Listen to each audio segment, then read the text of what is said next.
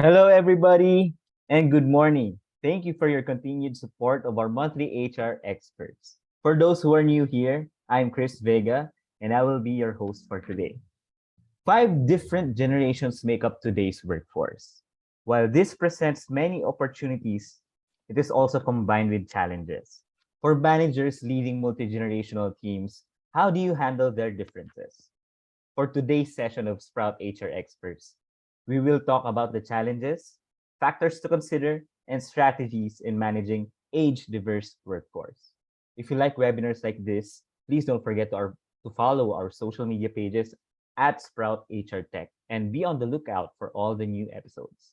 Now, before I introduce our speaker for today, I just like to give you a quick introduction to Sprout.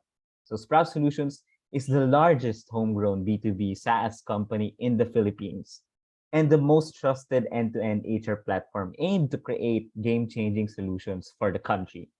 Our goal is to help Philippine businesses grow through our ecosystem of solutions that enable organizations for the future of work. If you're down to learn more about us, please take a minute to watch this video.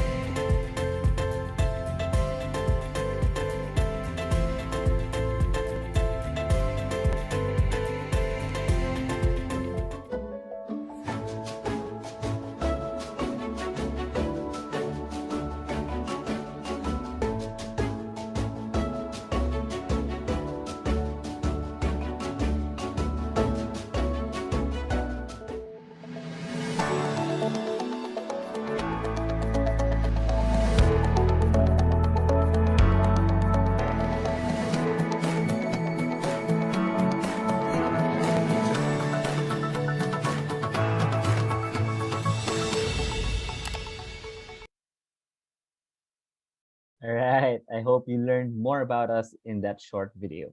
So before I proceed, I would just want to let you know that we'll be having a fireside chat session later where you can ask our speaker anything about the topic. To send in your questions, just type it in the chat box below and then click the Q&A button. So start listing down your questions and we will be addressing them later on. So without further ado, we want to introduce our first speaker for today's session. She is an experienced HR leader with specialization in organization development, talent acquisition, change management, learning and development, and executive coaching.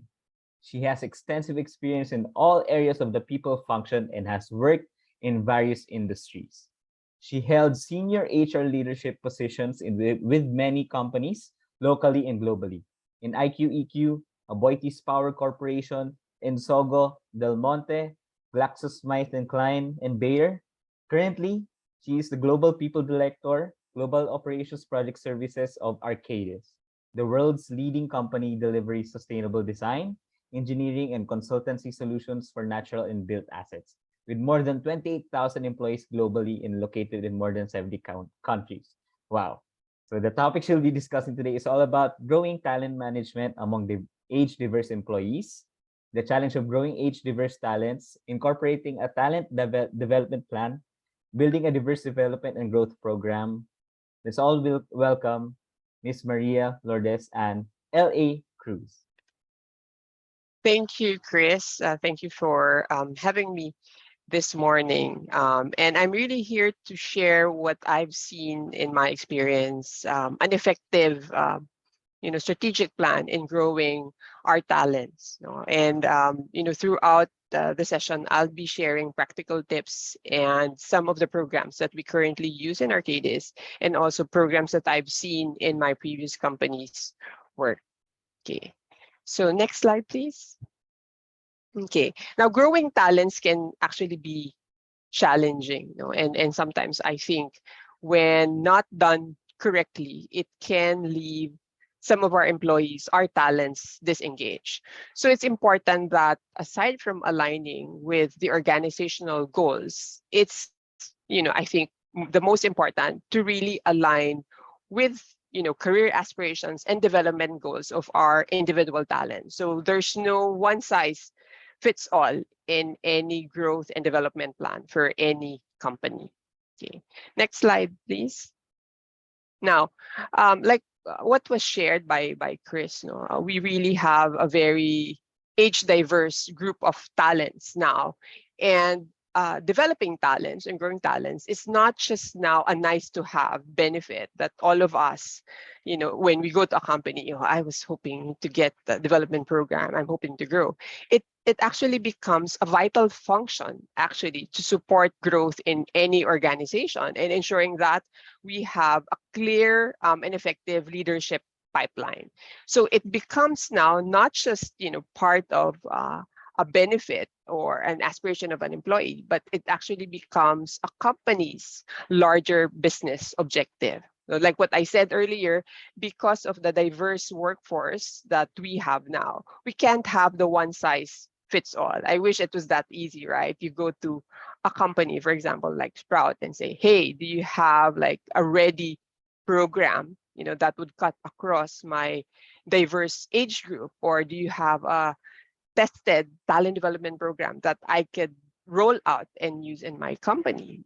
That's no longer acceptable now. So we're actually challenged as an organization and as leaders to be able to develop and introduce flexible and agile methods that would cater to the needs of the variety of learners. So as we know, because we have a diverse age group now, you'd have learners with different learning preferences. Some, of course, would like the traditional face-to-face training.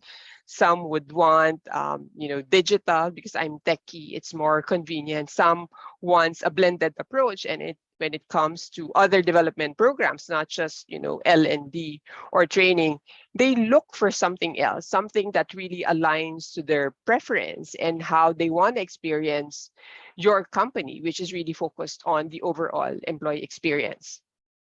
Also globally, we've seen a shortage of both talents and skills, which means that having a really robust development program really becomes a critical resource, because hiring external talents now are quite a challenge.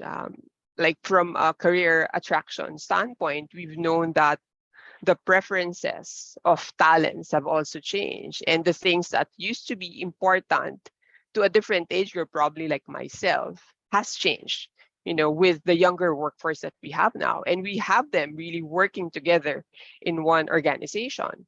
So as a company, we need to be able to cultivate the skills within our organization through having a robust employee training and workforce education programs. Okay. Next slide, please.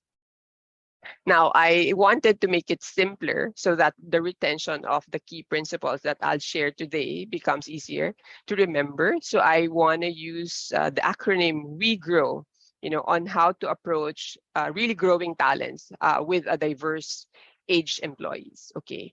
So I will use this acronym as I go through the slides and explain some of the concepts that I personally feel have worked and other companies have actually also adopted. So I will use the acronym We Grow for focusing on talent program that's work integrated, that's also focused on employee experience, that looks at a guided journey and ensuring that you have relevant development plans, and ensuring that also someone owns and is accountable for the development plans, and making sure that it's a workable and worthwhile pace.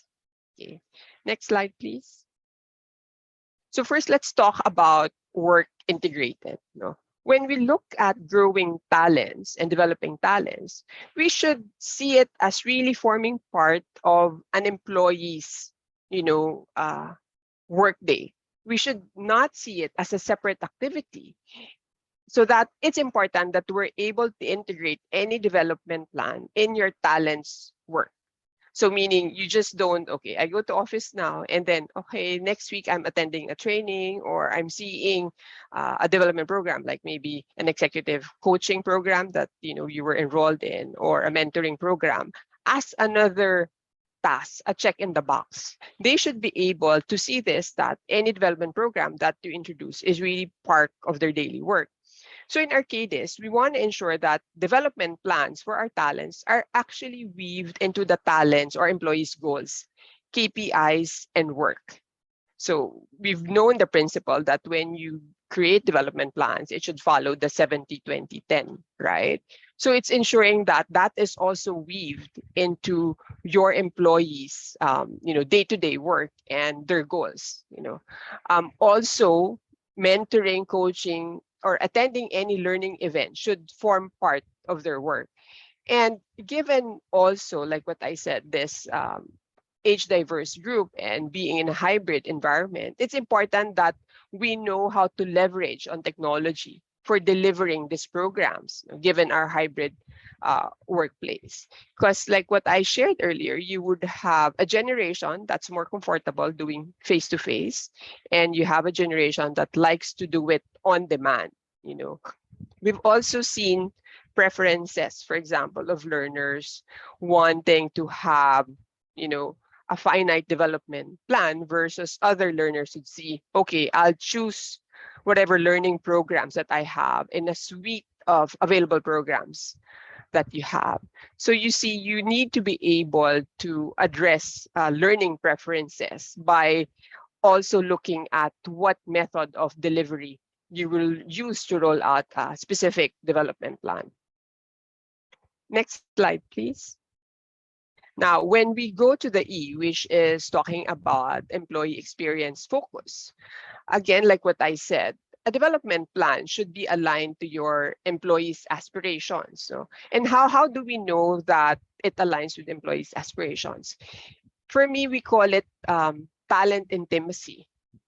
Are your line managers able to actually really understand the goals and aspirations and preferences of each of your employees? And are they open talking to their line managers about it? Because aspirations and ambitions can also change. It's quite dynamic, because at any stage in our life, our aspirations can actually change. Like, or for example, in my younger days, I'm more free. For example, like give me more work or send me to an assignment abroad. I'm more open because I don't have kids. I don't have a family. But in the life change, when you're, for example, just starting a family, you'd want to have more time. So maybe you're not mobile.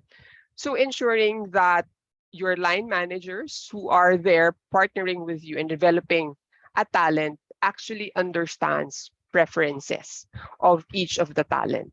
You know. And for me also, one thing that I've seen that is very critical is also the talent's self-awareness. How do you craft an impactful development plan if it's not attuned to the talent's aspirations and also not attuned to the talent's actual strengths and development areas?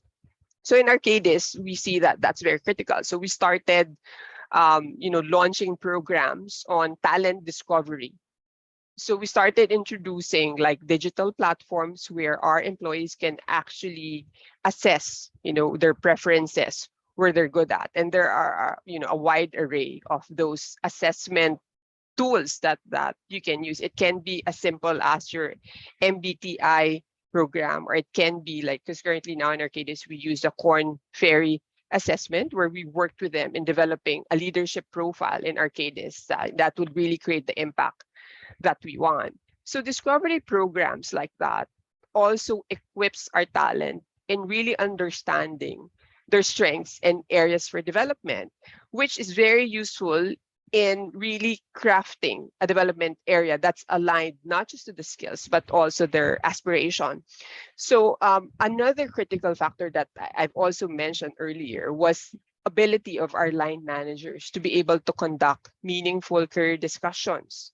In fact, in Arcadis, we trained our managers to be able to have good career discussions, open, discussions wherein our talents will be able to share with them their aspirations or any challenges they have in any stage of their lives that in a way impact any development program that we have planned for them. We've, really invested heavily on developing our line managers to be able also to spot talent.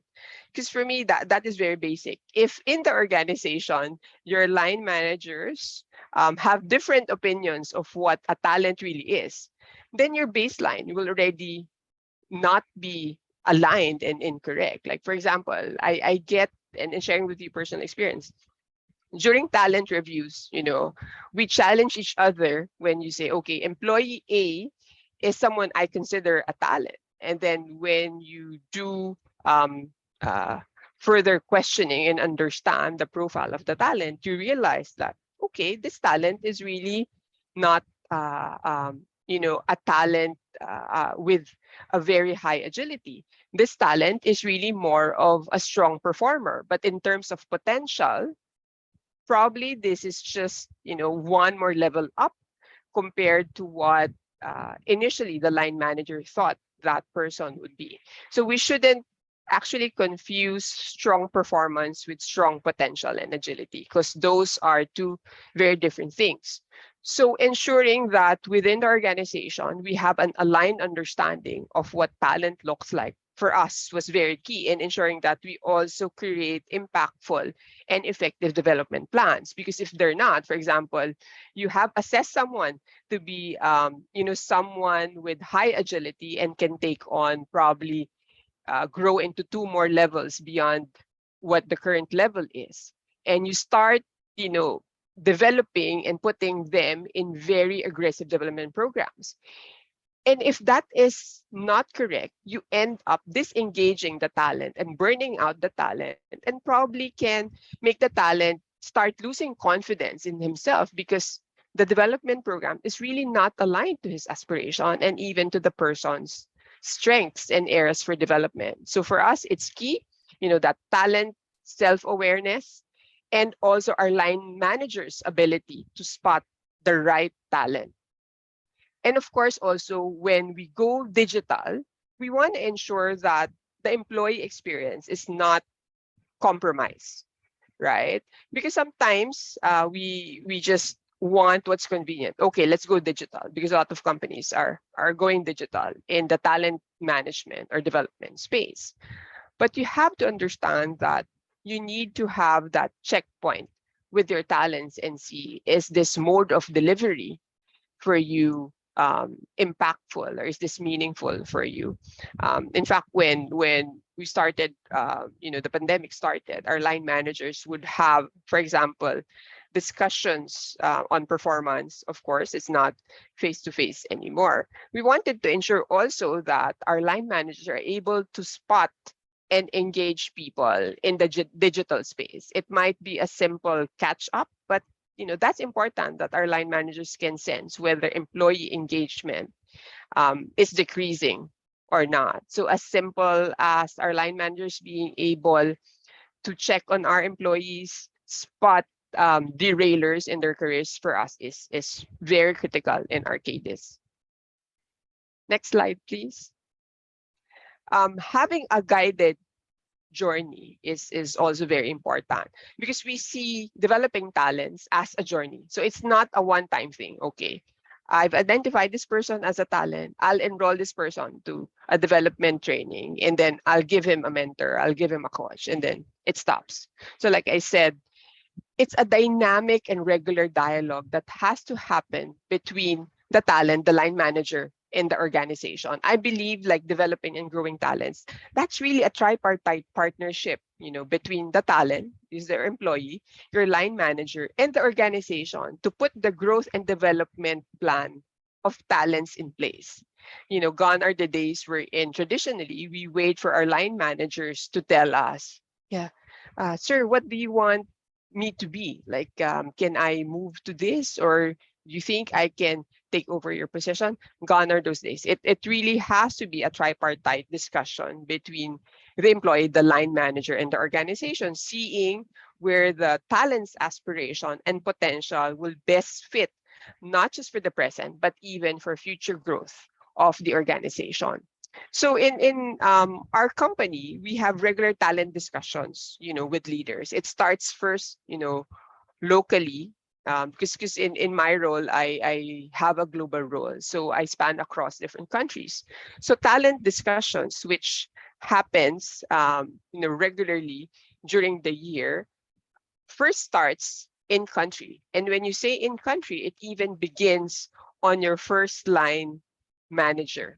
So it's not just a talent discussion among very senior leaders, because like I said, your line managers are your first line of defense in really identifying key talents in your organization. So we do that on that first level of line management, and then it goes to the next level from a business unit um, scope.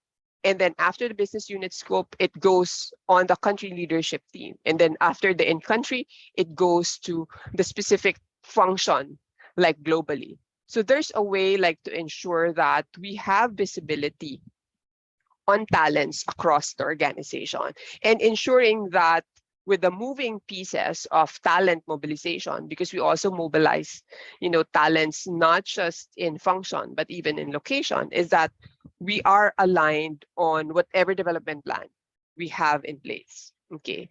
And recently also, we've been looking at providing a curated type of learning experience. Now we're talking specifically on the L&D platform of developing talent. So we're looking at introducing more of an experiential type of learning, and it's employee initiated, wherein you go to that digital platform, and then that platform will take your profile, and based on your profile, your role, your preferences, that platform will curate and suggest learning programs, that are aligned for your aspiration and for your skills and for your role, and you take on that learning journey.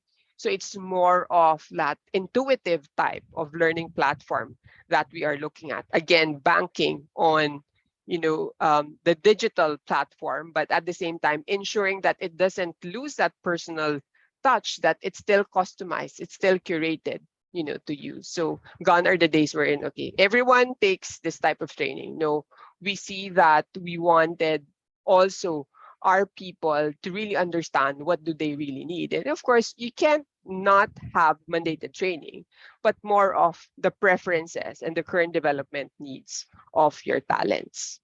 Okay. Next slide, please. Okay. Again, like what we said earlier, development plans are not a one size fits all. So having a diverse development and growth programs that would cater to different career goals with different learners in mind is more effective. Now, I'm not saying that you would have probably a development program for each of the generation that you have in the workplace. The way I look at it is sometimes when we deal with different generations, we tend to focus on the differences, rather than the similarities. And I'd like to think that if we focus on the similarities, regardless of whatever generation of employees you have in the workforce, then you'll most likely get it right. Because everyone wants to be recognized, everyone wants to be developed. And that's the heart of it.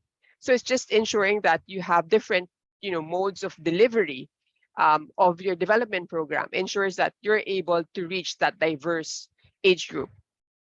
And also, whatever development plans you have should align with the overall organizational strategy. So in our organization, we actually have a lot of development programs that's available to people, and those that are available, for example, to a key set of people that are identified, for example, high performers or high potentials. So we have, a mentoring program, and given that we are a global company, we've embarked on a digital platform. We call it like the speed dating of mentoring. We're in. You create your profile, and then the system actually matches you with a mentor or a mentee, depending whether you're looking for a mentee or a mentor, and then you create that loop and align with them and find your match. So it's like a dating site for mentors and mentees, and we have that available globally. We also have a coaching program. Of course, it's also global, wherein we have a pool of executive coaches globally, and they are matched to those people that are identified to have a coach. We've also embarked on sponsorship, wherein we ensure that the less represented groups like women, Asians are also given a sponsor to help open up development opportunities for them. We also have, of course, like what I mentioned, e-learning modules. But we also have journey type learnings or experiential types of learning programs. So we have what we call, for example, Expedition DNA. It's a modular type of training that we have that's available to all 28,000 Arcadians globally. And it's, self-initiated. You take on that journey. It's actually a digital training that we have. You take on that journey after you complete all the modules, you're qualified to apply for an Expedition DNA, which is a more robust training program in training you to become a digital native. And then we also have what we call global shapers, and these are for the younger generation. Like you have to apply, and about 100 people across the different locations in Arcadis are taken on for a week, in a country wherein they experience the different focus areas of Arcadis and learn from very senior leaders and mentors. We also launched co-learning through the impact circles, wherein we started first with the senior leaders. Senior leaders group together to talk about specific challenges that they have, as a group, sharing collective challenges, which targets objectives of them networking, collaborating, better as an organization, and being more empathic. You know, Even as senior leaders, we got trained also by RADA, which is the Royal Arts of Performing Arts in the UK. All senior leaders, we underwent a storytelling training module, as we want to equip our line managers in bringing people to any change management that we have. And then we've also had gamified training programs.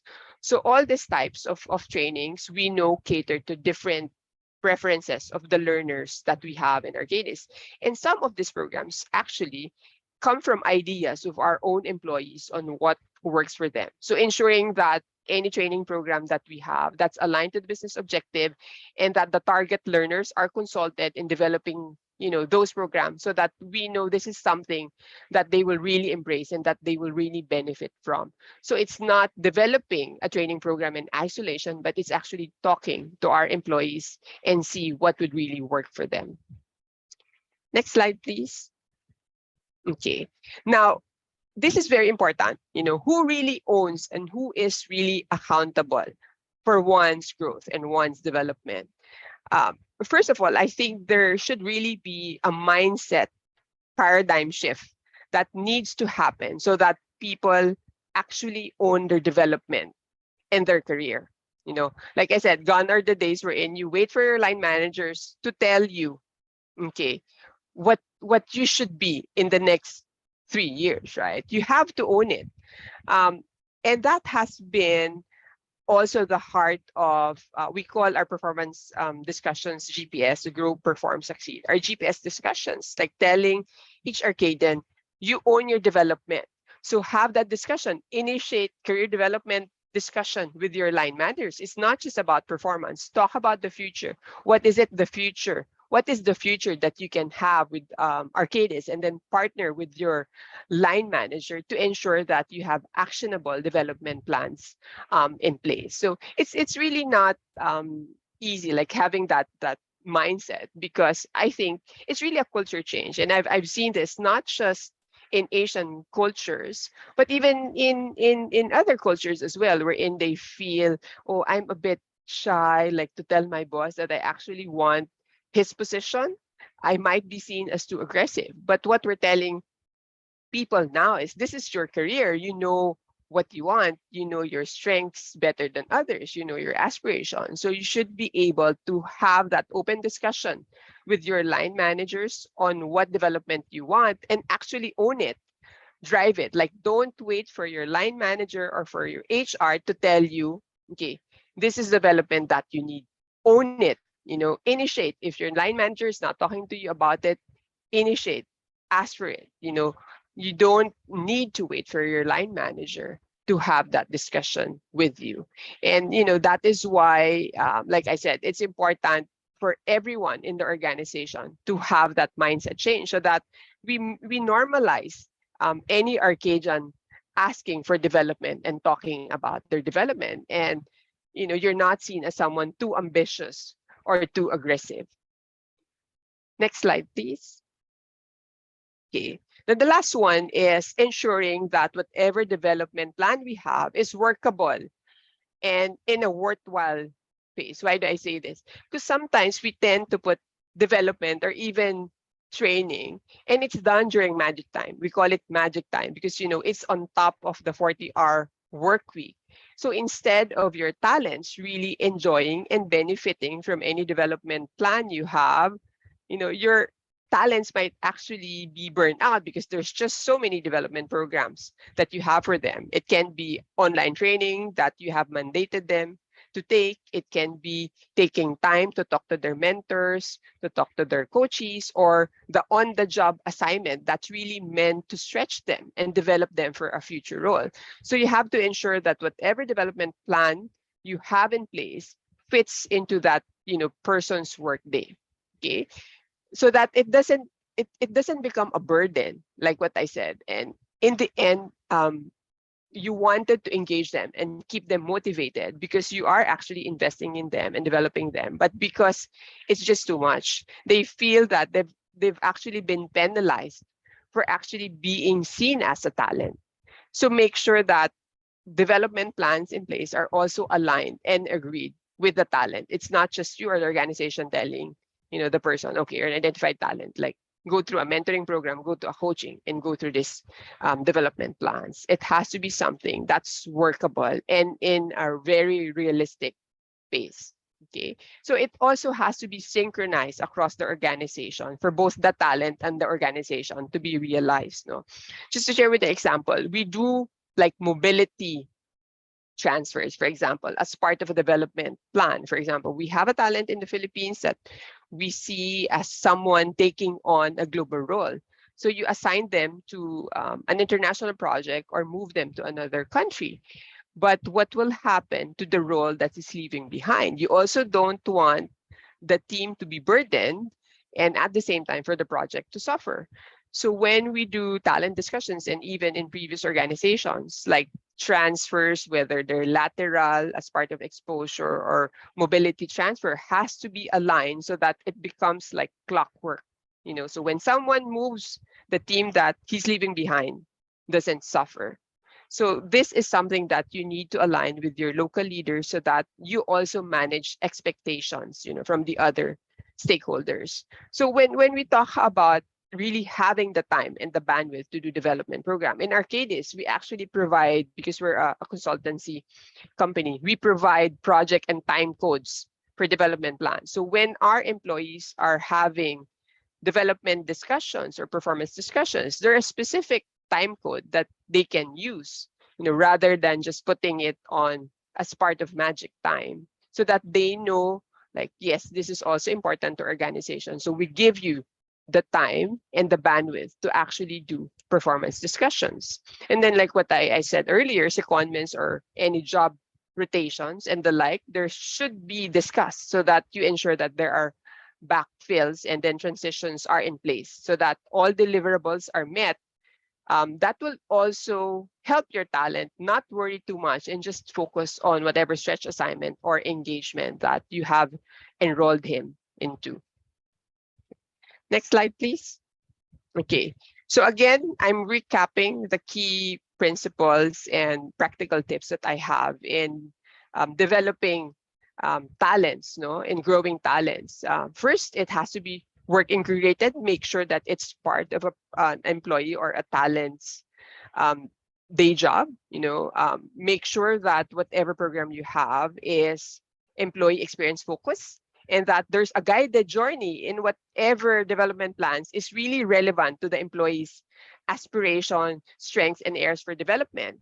And drive that culture that our talents and our employees actually own and are accountable for their own development plans, that they're not just waiting for us to tell them their future in the organization, but them really proactively engage in developing themselves, and then realistically make sure that whatever development program is workable and in a worthwhile pace that is not overwhelming your talents, that will also not negatively impact any deliverable that the organization has.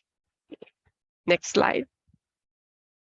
Okay, so I'd like to share like a quote that one of my favorites, so when we spot talents, that a person or specifically a line manager's greatest talent is actually when to recognize talent in others and then giving them the forum to shine.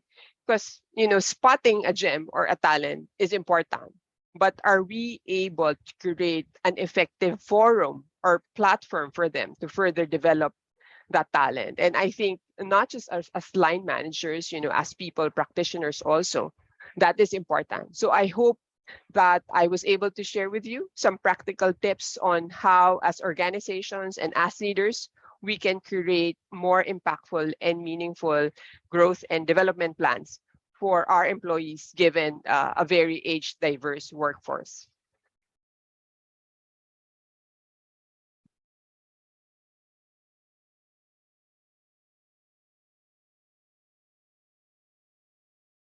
All right. Thank you, Miss LA, for that very, very um, helpful presentation for all of our attendees today. So, unlock the power of a multi-generational workforce. So, for those who have questions, and I'm seeing a lot of you are sending in their questions to the Q&A box below. We'll be getting back to that in the Q&A session later on. So, I'll be calling Miss LA back later. So now to introduce our second speaker. He is an HR evangelist and consultant of Sprout Solutions. He gained his HR expertise in 15 years of corporate HR experience spanning roles in the IT, BPO, consumer goods, manufacturing, and government sectors. At present, he advises and advocates for clients in the following fields: employment law, contracts,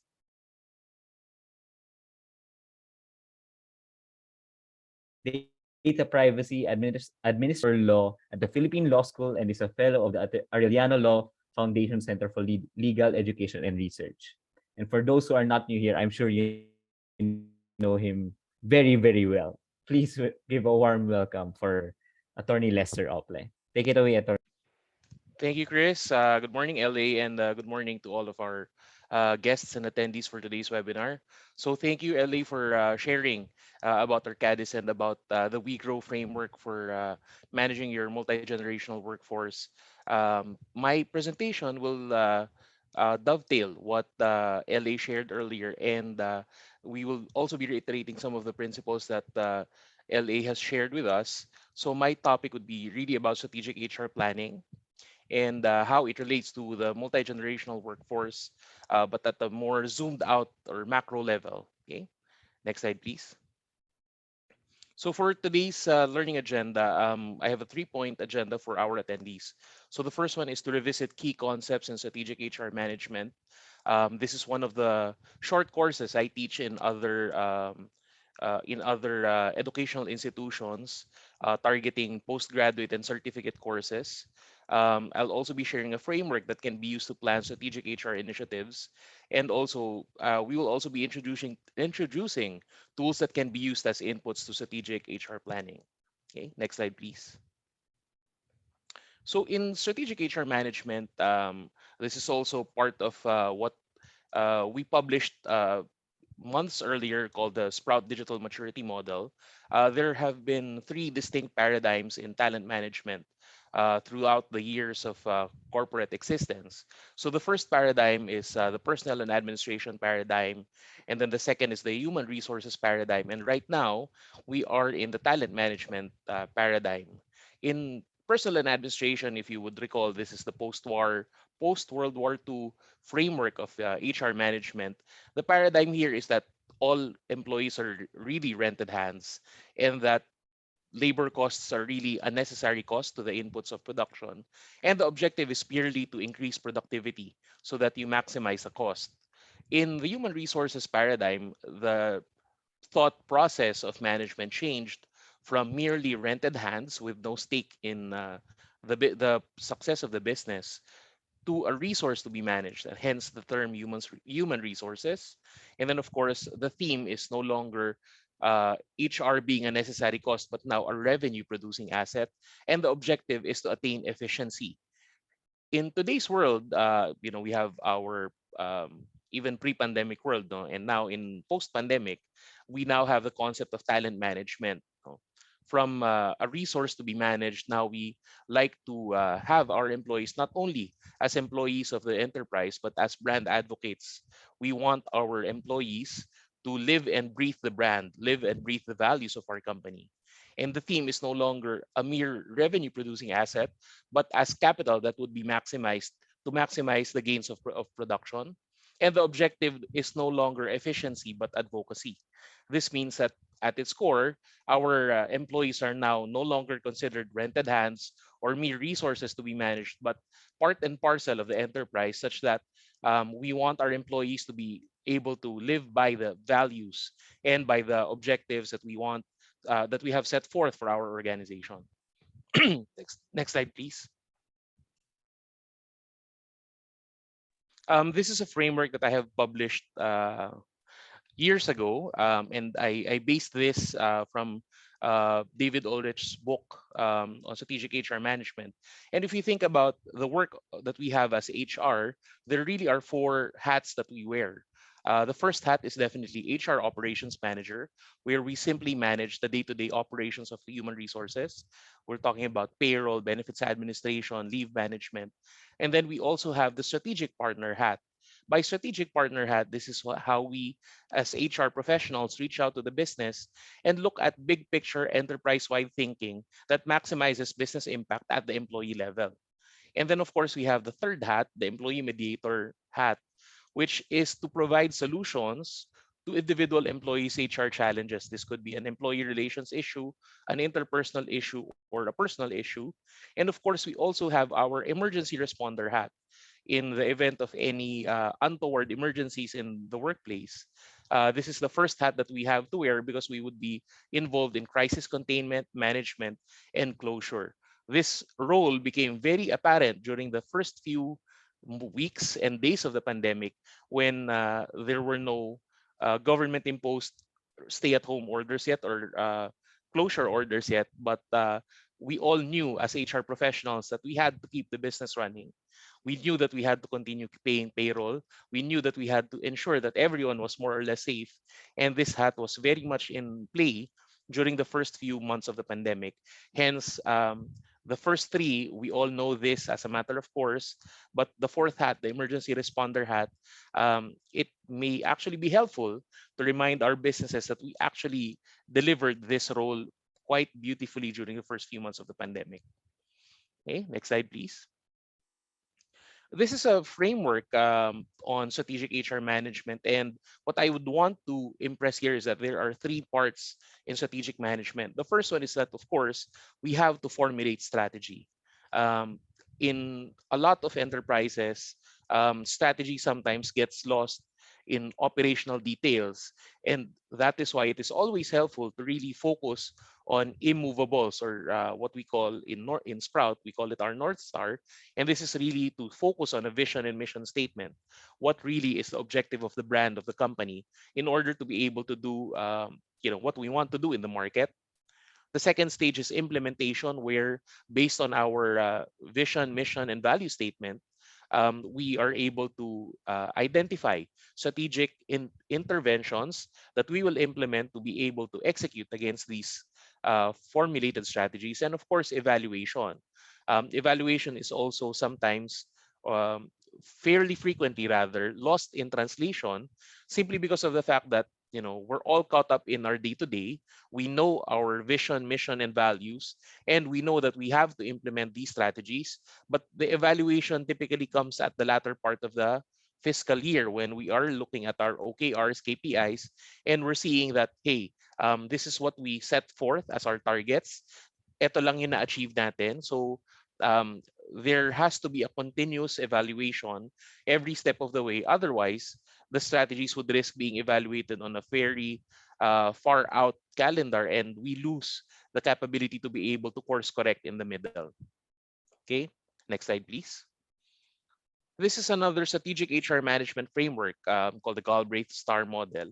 And here, HR is a very specific facet of the strategy because you have the corporate strategy, which is basically what makes the organization tick.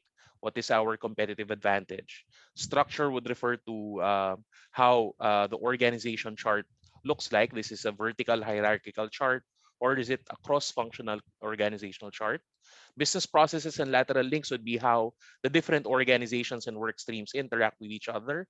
And of course, reward systems would be how the different business lines, business units, departments, and individual employees actually get compensated for the work, both as part of the regular compensation and contingent compensation, which are based on meeting certain KPIs and OKRs. And of course, how we all manage all of these facets of the strategy. If we start thinking of strategic HR this way, we will be able to identify which parts of the organization or the enterprise we want to focus our interventions on. Is it a structure issue? Do we need to be a little more granular in our management? Is the span of control of our frontline leaders too large or too thin, and that helps them or that hinders them rather from being able to execute against business strategies? So these are the things that we have to think about whenever we're thinking of the Galbraith Star model in evaluating our organizational efficiencies. Next slide, please. So to link the three, we want to think of three things. That number one, our business strategy, it defines our internal and external processes, policies, and directions of the business. This actually informs the employer brand, and the employer branding would refer to the reputation of the company as a place of work and basically our employee value proposition. And this should relate to the employee experience, which is really how our individual employees experience the company and experience the benefits of being employed with our particular enterprise. Next slide, please.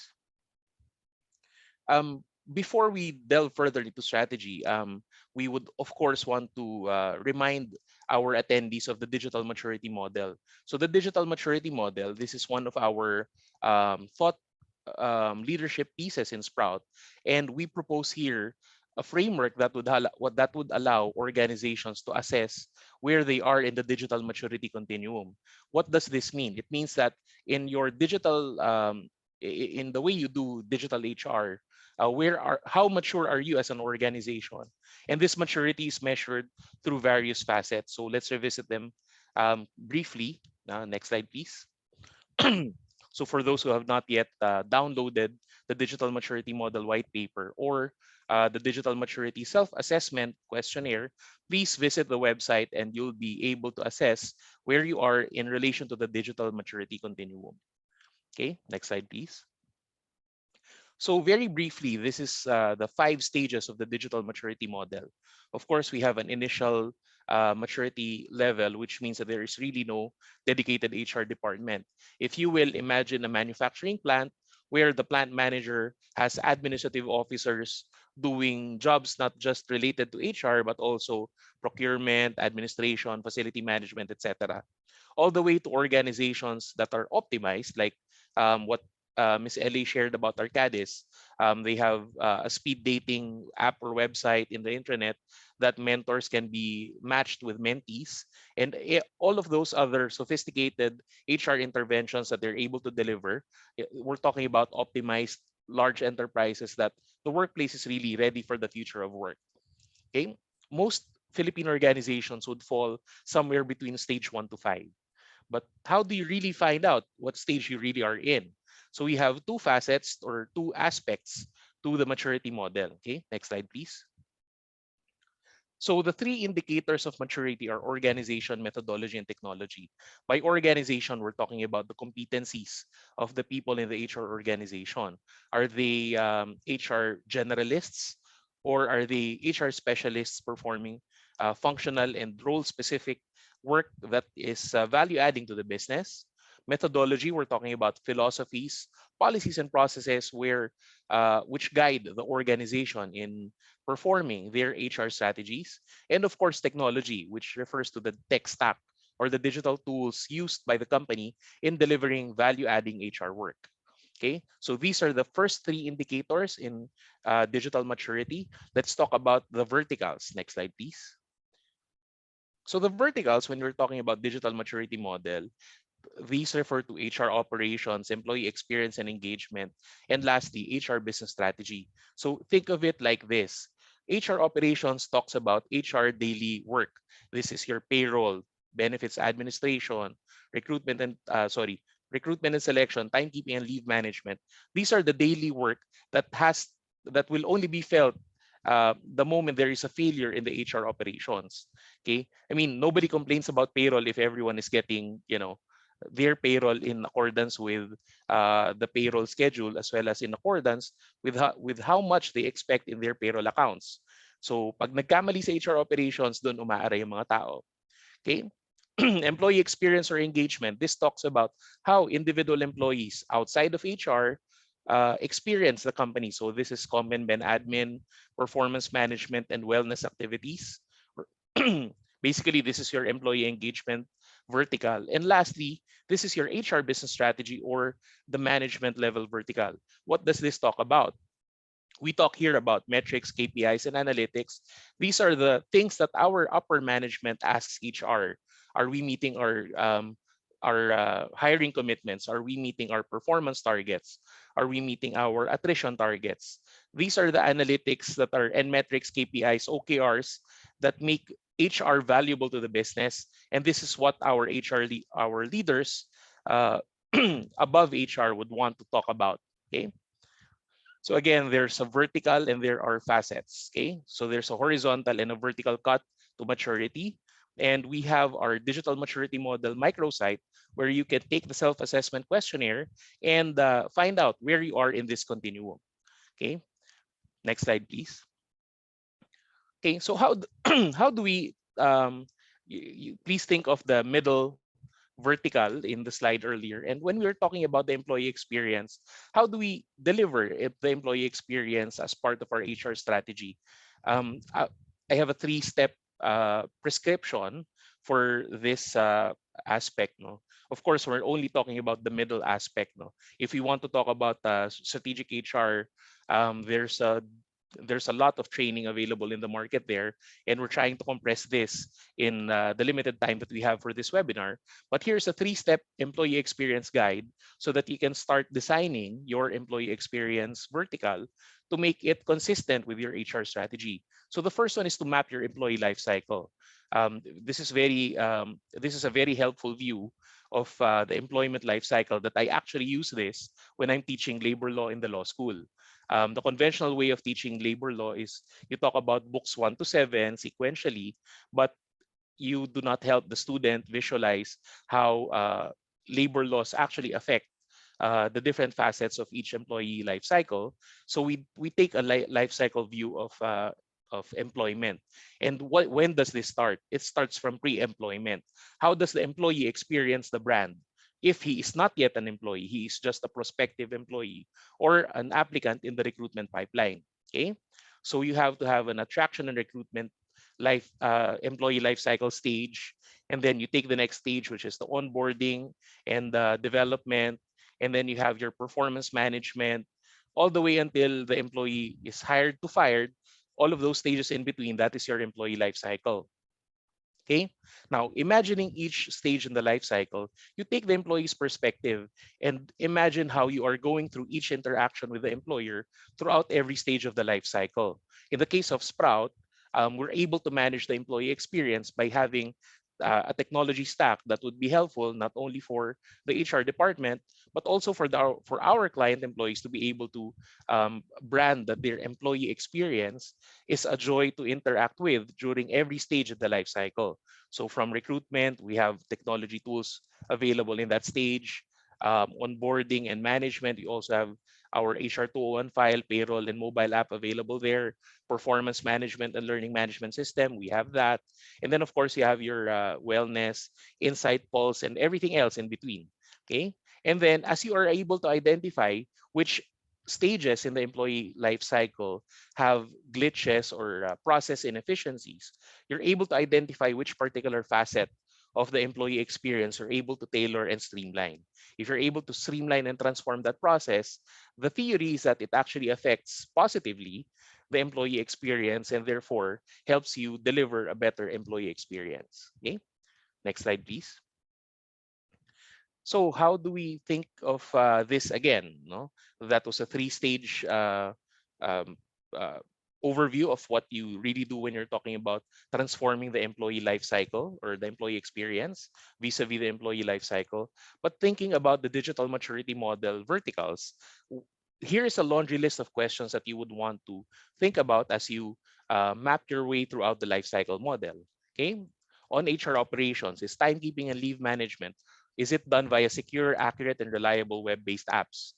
If it's not, if you're still on a Bundy clock or a manual punch card type of timekeeping tool, then you may be on the lower end of the digital maturity scale, and you might want to think of that as your first touch point. Second, our recruitment process is seamlessly done through secure web-based apps. Um, as somebody who recruits and was recruited, the recruitment process is actually your first interaction that is pleasant or unpleasant with the company. Okay, so if they require you to upload the CV and then you're asked to manually fill in so many tables, so many text boxes, and then all of this are duplication of the data entries in your CV, then that's not a pleasant recruitment experience. And then third, our L&D or learning and development processes, a joy to deliver and participate in. Okay, you may have your Miss Ellie mentioned earlier the 70-20-10 adult learning model. Okay, are you able to map out that 70-20 and 10 component of your L&D strategy? Okay, you have your classroom based learning, your online self-paced learning, and your social learning. If you're able to map that out, then you have a good L&D process and you're able to tailor that to the purpose of your strategy. On to employee experience or engagement, CNB processes. We're talking about enrolling a dependent, enrolling on HMO, having changes to their, if you have a car plan or any other benefits that are um, level specific. Okay. Are they delivered seamlessly, whether the employee is virtual or hybrid? Okay. Also, performance appraisals, are they fair, reliable, and reasonably predictable? Performance appraisal is a very subjective component, and the processes that we implement in HR, we are only able to ensure fairness and reliability and reasonable predictability through interventions in the guidelines and processes and templates. Okay, so we have to be able to ensure that this is more or less fair. And then wellness programs. Are there wellness programs that address work challenges? Are we talking work-life integration or work-life balance? Okay. And more importantly, HR business strategy. All of this has cost. No? And our business leaders would want to make sure that any cost that they spend on HR improvements would translate into good KPIs and OKRs that measure the right results for the business. And lastly, of course, there has to be leadership development, because if there are skills gaps on leadership, then that affects strategy as well. Okay, so that's a lot of information to take in. Let's go to the next slide. Okay, so just to summarize, what we want to do is focus strategic HR work on employees. Okay, there are various frameworks that really assist companies in coming up with strategic HR initiatives. I've shared a couple of them, and I hope that is helpful in starting the discussions internally to our attendees. The employee life cycle, it's a powerful tool to map employee experience. I personally use it in teaching law school and process transformation exercises. And then the digital maturity model, we are heavily promoting this because we realized This was supposedly a very HR operations focused initiative, but we realized that it really is a powerful tool that helps frame the discussion in HR. So we hope that you will be able to join us in our journey as we explore further the digital maturity model. And please stay tuned to all Sprout webinars and white paper publications, because Sprout as a company, we're not just in HR technology, we live and breathe HR. And that's it for my side of the presentation. Back to you, Chris. Thank you so much, Attorney Lester. Um, what you shared today is really helpful for making sure to increase the value of their people, ensure that they stay. So for those who have questions for Attorney Lester or Miss LA, please type them in the chat box below and we'll address each of them shortly. But before we take on each of your questions, we have prepared a few questions for you. So the feedback poll should take about 2 minutes. This poll is very important for us to continue creating meaningful topics and providing excellent events for everyone. You can see the questions on your screen any minute now. There. So I am seeing it on my screen now. So please take 2 minutes of your time to answer this very important poll for us. Um, we will be, it will be very valuable for us. Just a quick intermission. I'm sure a lot of the attendees were expecting Mr. B as our speaker, but due to a medical emergency, she wasn't able to attend this webinar with us. But super thank you, Miss LA, for accepting our our request to join our webinar with us today. Super helpful.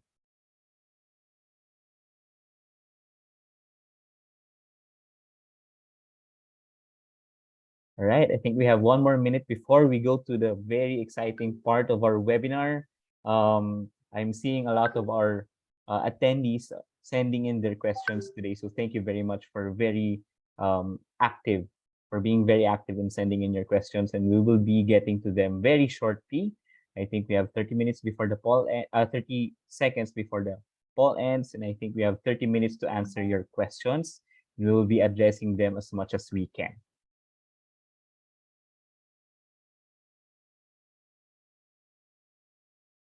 All right. So let me call in Miss LA and Attorney Lester back to the podium, and we'll be addressing very important questions from our attendees. Please welcome back Miss LA and Attorney Lester.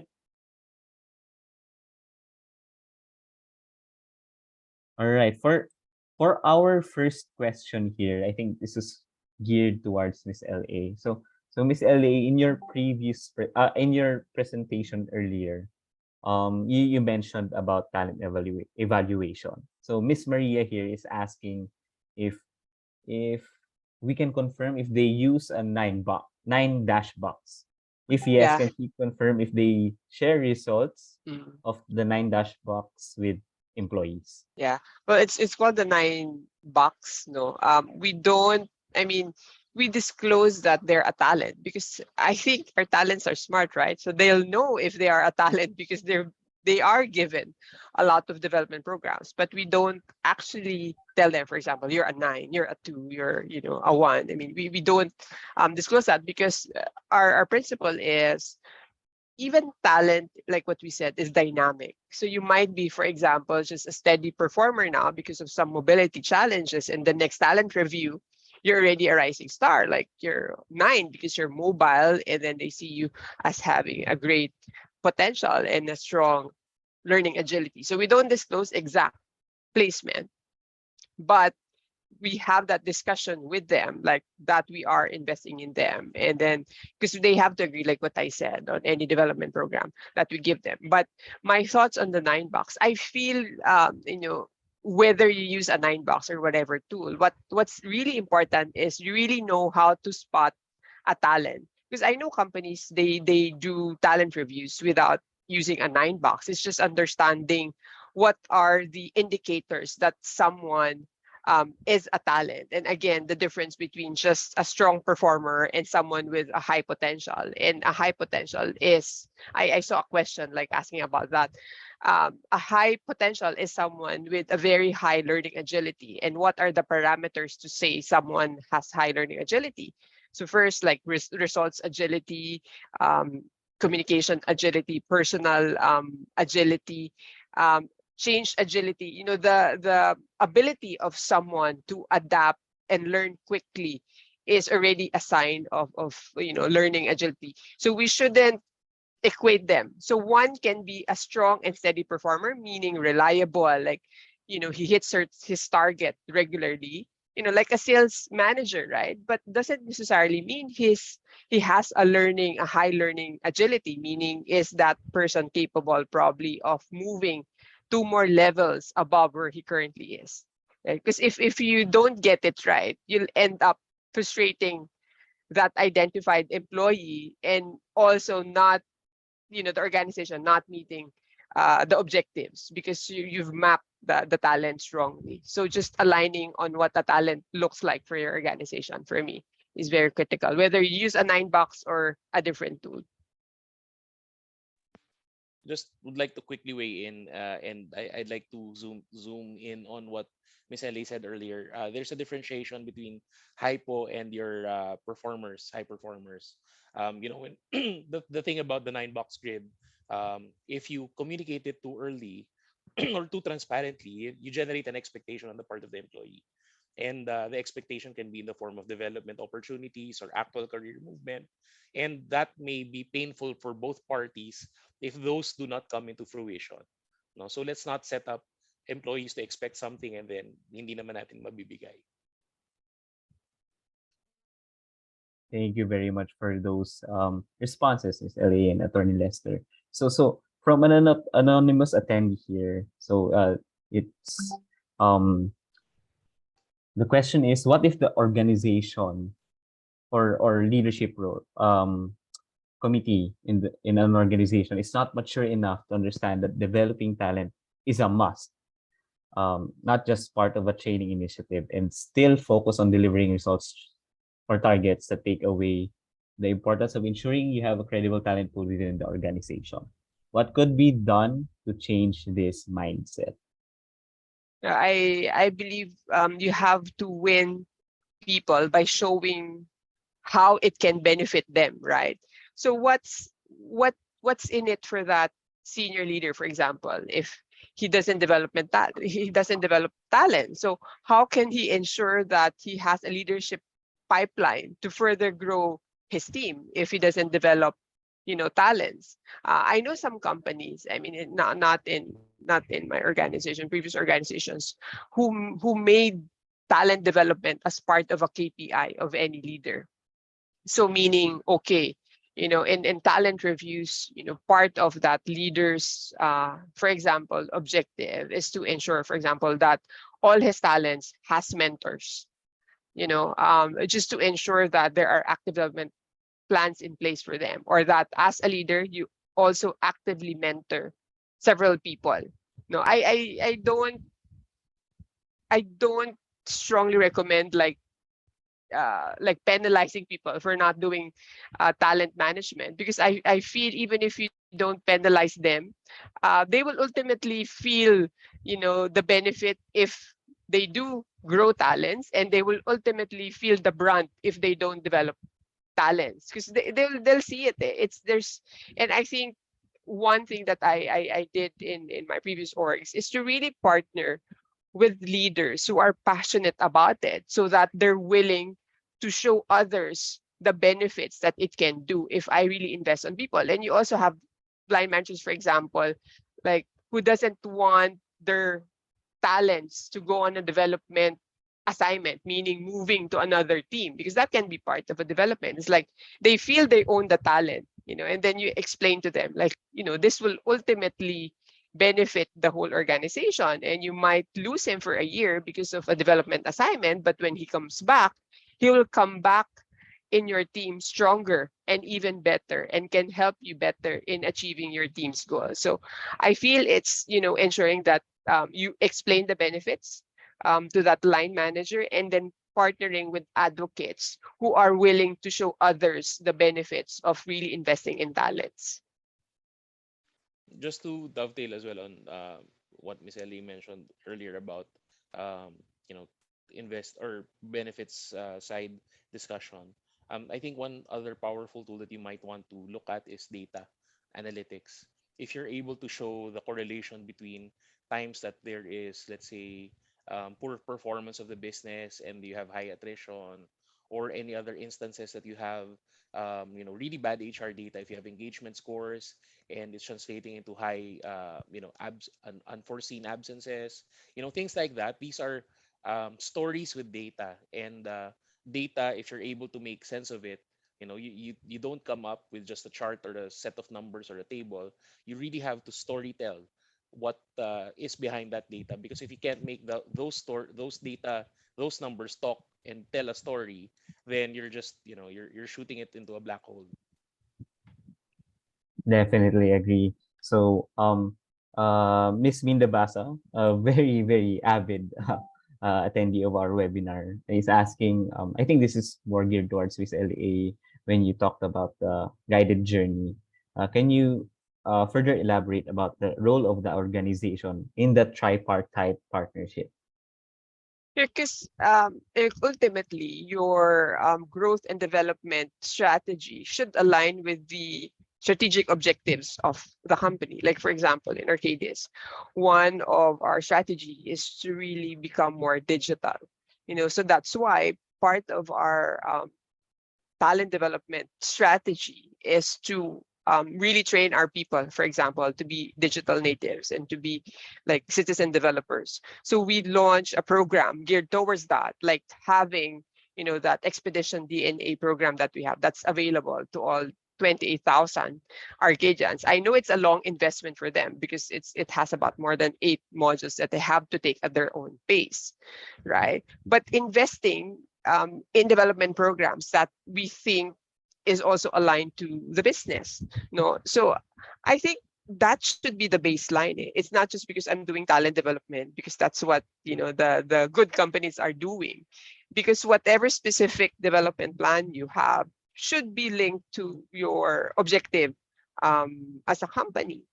So you just don't do it just because others are doing it. Or like I said, you copy another organization's talent development program, but it's not aligned to what you really want to achieve. So for me, define first, what your organizational objectives are, and then link it to your development targets. So for me, the organization is really what would drive the strategy that you have.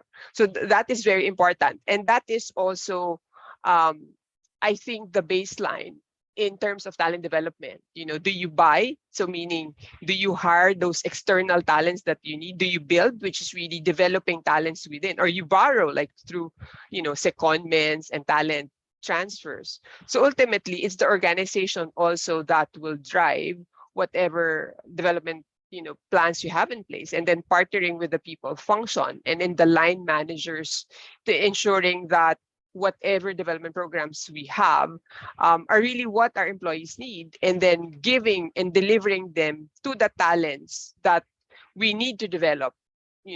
So for me, that's the baseline. It's really the organization that's very important. Torniles, anything to add there? No, I heard it again this time, Miss LA.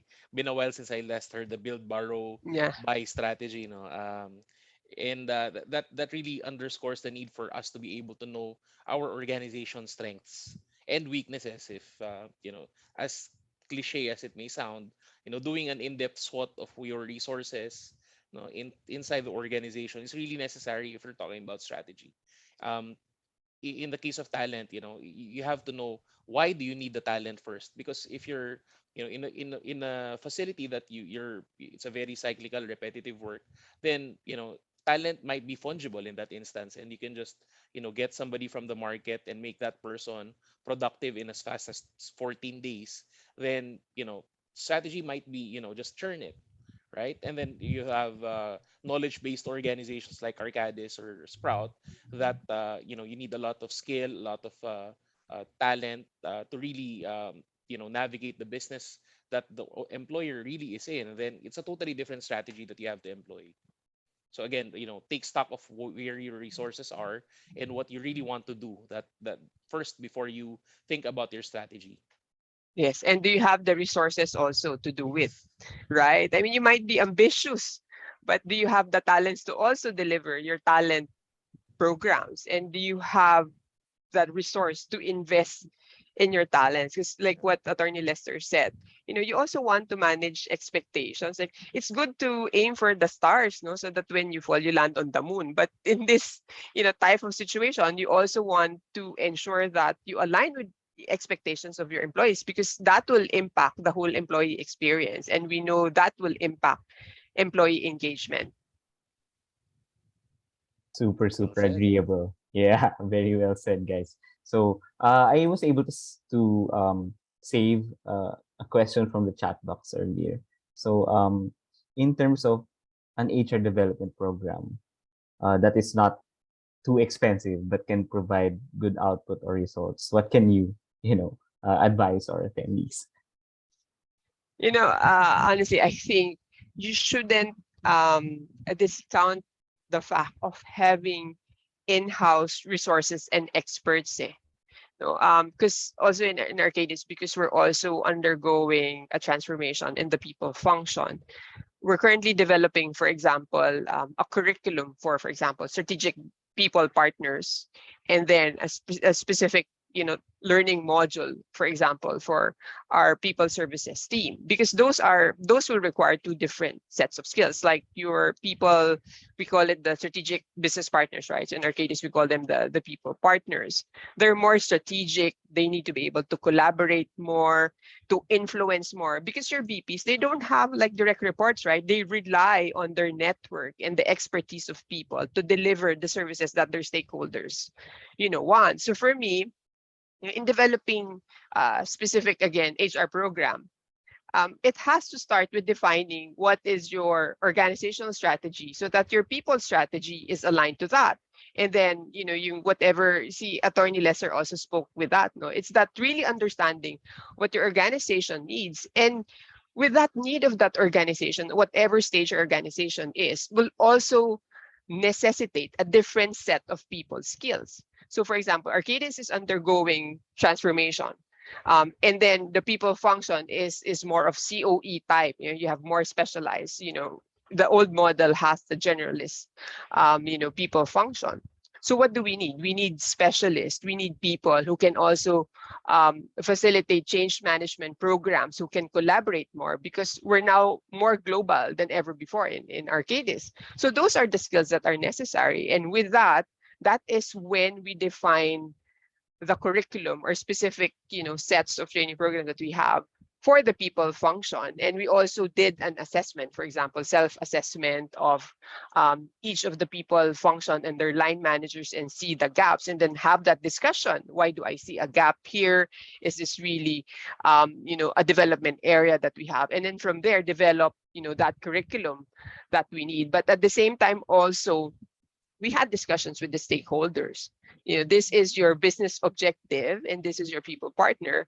How do you see your people partner adding value to you? So having those discussions, for me, it all stems from really understanding what your organization needs. Your people function will not define what your organization needs, but it's the other way around. Your organization will define the kind of HR person that you need in the organization, and from there, develop that development program for your people team.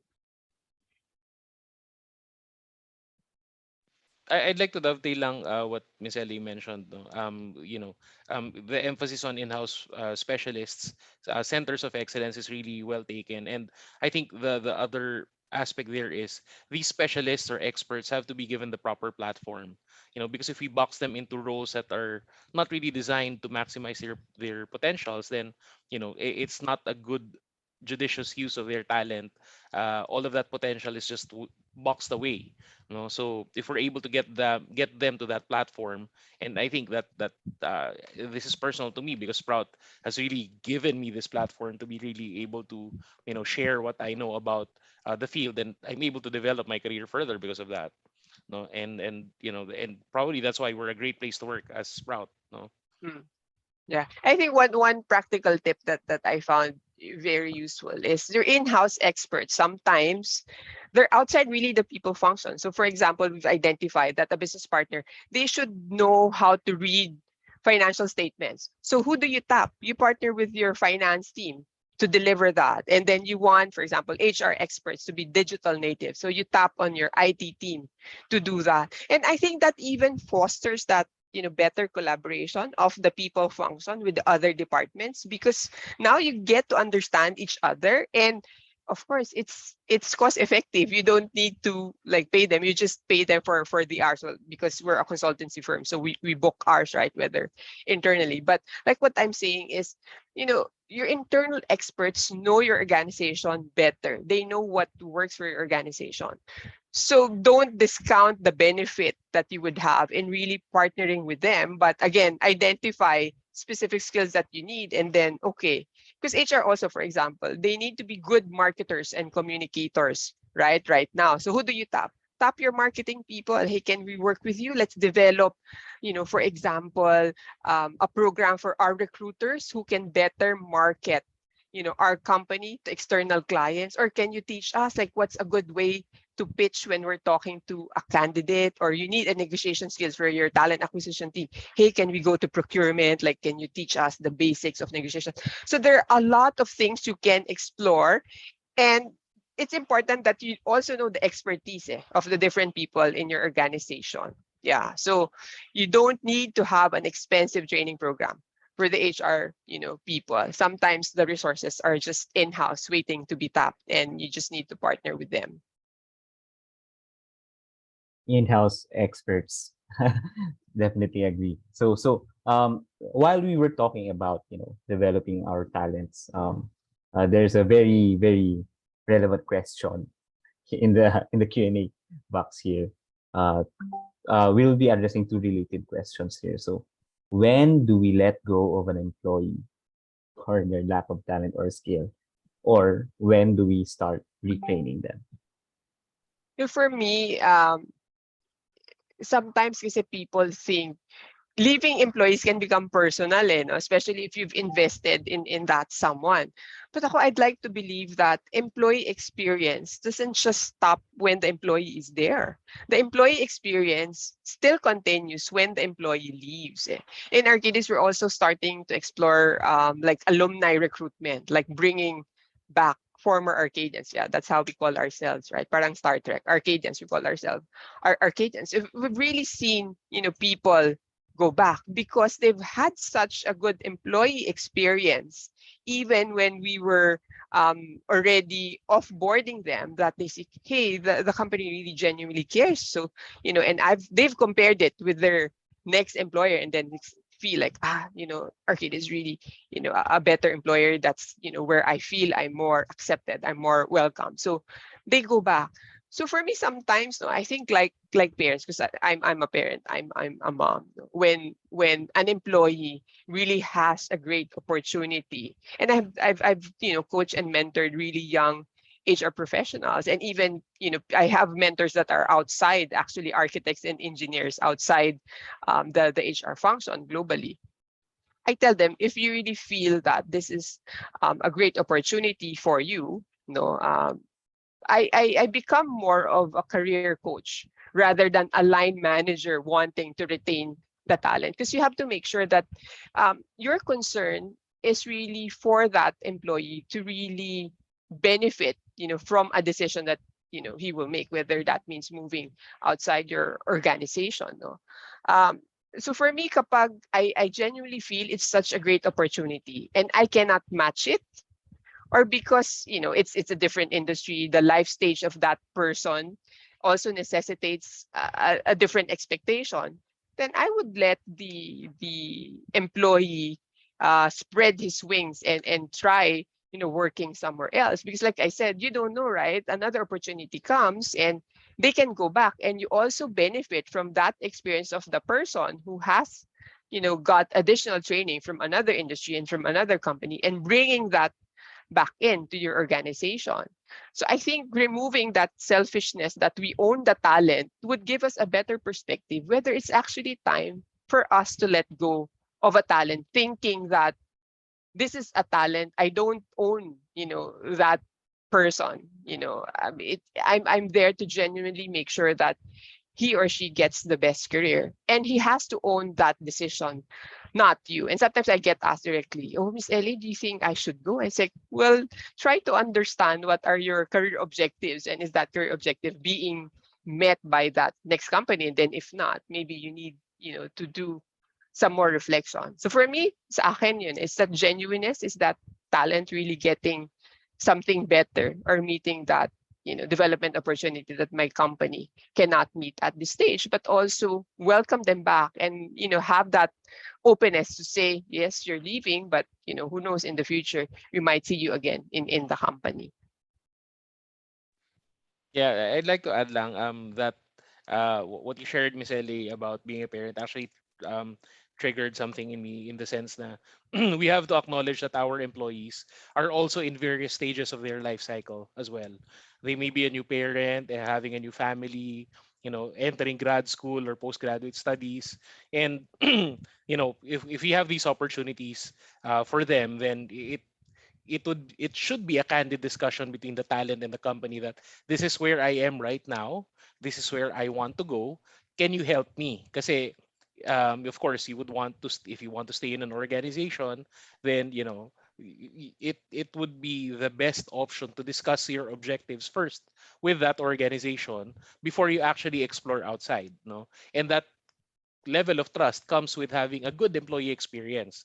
If people inside an organization see that people leaving the organization, being offboarded, are really given the boot, people don't let the door hit your butt on the way out kind of exit, ang pangit nun. So people would be, defensive about their exploration of career opportunities, and sayang yung trust na na-build natin if we're treating employees out the door poorly, no? Second also is our in terms of owning the career journey. That's also important, no?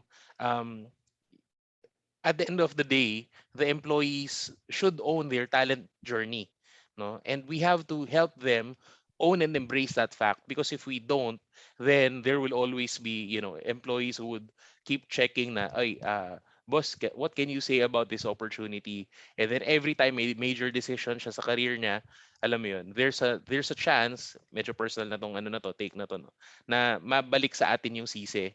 So we have to be able to coach the employee or the mentee that, your career and talent journey is unique to you. It's your own path to take. We can only show you the door, no? Yun yung mga messages that we have to keep communicating to them. Otherwise, baka bumalik sa atin yung sisi, ay, dapat hindi na ako gumawa lang ng ganito kasi ito yung recommendation ni boss, eh. Right? So, yun lang. Thank you, Attorney Lesser and Miss Ali. I think we have time for one more question because we don't want to hold our attendees too much during their lunch break. So I think I found the last question that we'll answer. So from Mr. Joel. So ideally, being the owner of his or her own development, a talent should be the one to seek mentoring from line managers. However, generation gaps or physical barriers may exist, preventing the desired on mentoring opportunities. As typical or traditional mentoring are done face to face, is it possible that asynchronous means can be devised to achieve effective mentoring? Or how can productive mentoring happen in such stated scenario? Yeah. So like what I shared, we have a global mentoring platform, no? For example, in Arcadis that matches you to other Arcadians globally. So it's really online, no? And most likely that will be the first time you'll meet the person, virtually. But I think, no, regardless whether you have that a digital platform to map you to a mentor and a mentee, I think it's ako when we launched that, it was important for me for people to really understand what mentoring really is, which is different also from coaching, different also from sponsorship, so that we have aligned understanding and expectations. And then we had to, in a way, train people expectations of what is it to become a good mentor, what is it to become a good mentee. Because just for me, regardless of how you do your mentoring sessions, whether that's online or even through phone, diba, when a virtual setup is not available, for both parties to understand the objectives of that session, will, I think, uh, not affect whatever mode of delivery that is, as long as we're clear with the responsibilities of a mentor and a mentee. So in our cases also, we tell our people, oh, as a mentee, you're supposed to drive your mentoring relationship. So if your mentor is not scheduling, then follow up, you do the scheduling. And then we've provided a lot of um, online platforms, resources for them to get acquainted on how to progress and improve their mentoring journey. So we have established, for example, a framework, like on your first month, this is what you need to achieve. On your second month, so some milestones, indicators, so that they know whether it's working, or not, and continually share with them practical tips. So we also invited, like, our senior leaders, even from our global CEO, to talk about his experience of being a mentor and a mentee. So you just don't put it in a theoretical framework of what mentoring is, but actually hear, actual mentors and mentees talk about their experiences. So it becomes real. So for me, the key to that is aligning expectations so that everyone knows what they're supposed to get out of that mentoring. And it's not just the mentee who benefits from mentoring relationship. It's actually the mentor, because but there's a study, I'm sure Attorney Lester knows this. There's a study, when you teach back to people, the retention of that knowledge is actually higher. So you're actually teaching a mentor to become better by becoming a mentor. So yun, like, really explaining to them the benefits of being a mentor, a mentee, or being both. And then setting expectations and then guiding them along the way so that they also know what's the best delivery. And but a phone call, or even the frequency, will once a week be better, will once a month be better. So that's something that both the mentor and the mentee would agree. We give suggestions, from the people function and the organization, but we leave it up to both the mentee and the mentor to talk among themselves and then agree on what's the best way of delivering, that mentoring relationship.